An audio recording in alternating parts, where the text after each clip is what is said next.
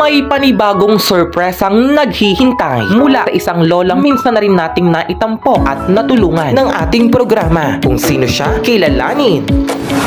Mula sa bayan ng San Juan, bumiyahe kami ng halos 20 minuto para marating ang kanyang kinaroroonan. Sa ilalim ng punong mangga kung saan pirming nakatayo ang isang tahanan at ang munti nitong tindahan.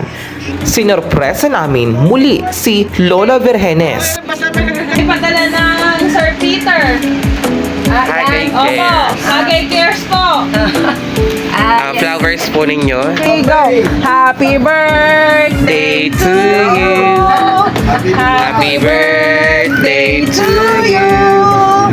Happy birthday, happy birthday, happy Nanay, ilang taon ka na? birthday Jojo. to you.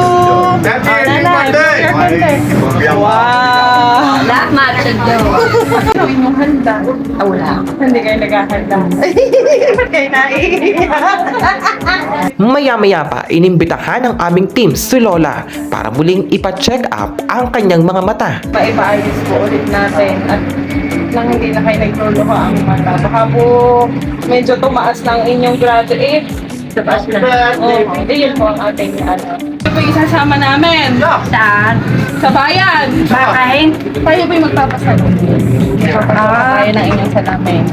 Almay? Oho. Baka may pila pa doon na business. Anong sila na? Kayo iintayin po namin. Kayo po ay gumayak na at tayo po ay pupunta ng bayan. At papasakatan po. Yeah, kaya na. Sino kasama namin? Kayo magsama ng inyong ano, may isama ka po kayo. Ay, aking apo sa...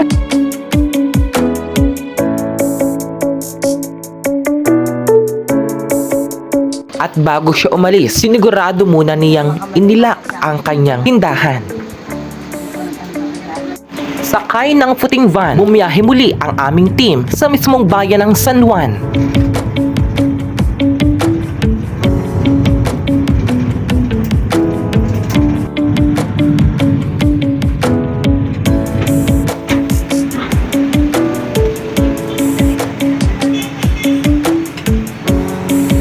Pagkarating sa klinik, kaagad na pumili si Lola ng kanyang salamin na nagustuhan. Malinaw na po yan.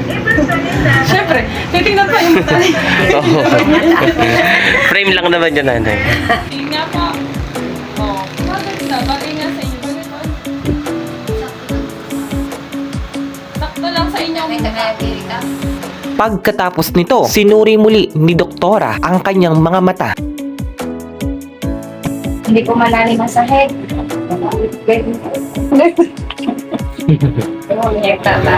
Hindi nagsabago. Marami pong salamat sa Eyesight Optica na matatagpuan sa Javier Street, Poblacion, San Juan, Batangas dahil sinagot na nito ang salamin ni Lola. Huwag niyo na pong bayaran. Bigay ko na po. Ay, thank you po. Bigay ko na po. Hintay ko po kayong bumalik. Wow. Hindi na nakabalik agad na kami nag-iisip sa amin eh. O kasi diba sabi ko sa'yo 6 months. Opo. Hinintay kitang bumalik. Huwag niyo na pong bayaran. Ay, birthday din po ni nanay Wow! ngayon. Opo, birthday din po. Gift na po ng eyesight. Oh. Wow! Promote natin ang eyesight. Promote natin ang eyesight. Tapos na, bibigyan pa kita ng pampatak ko. Wow! Ang bait naman ni Blo. Oo, hinihintay ko. Bumalik. Sabi ko nga kanina, parang familiar sa akin si nanay. Opo. Nahingi ako sa kanya ng ng 5 ka na pwede ko bigyan. Opo. Maghanap kayo, dalhin nyo lang. Sige po. 5 po, halima. Opo.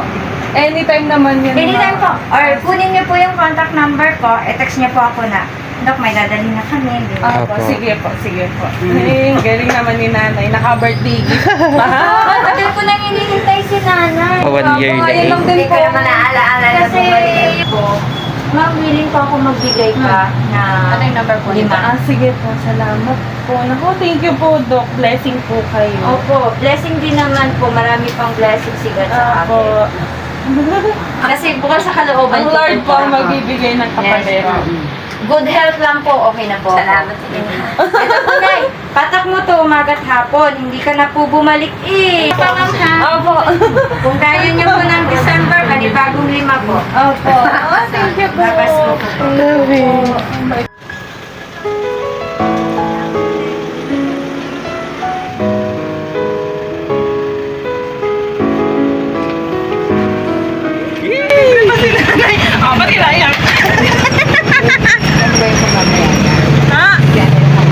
Hindi na. Hindi na. Huwag niyo lang itanong. Ang pagtulong sa kapwa, tunay na kahangahangang gawa dahil ang tunay na pagtulong hindi man natin nakikita ng ating mga mata. Patuloy at patuloy itong mananaig sa ating puso.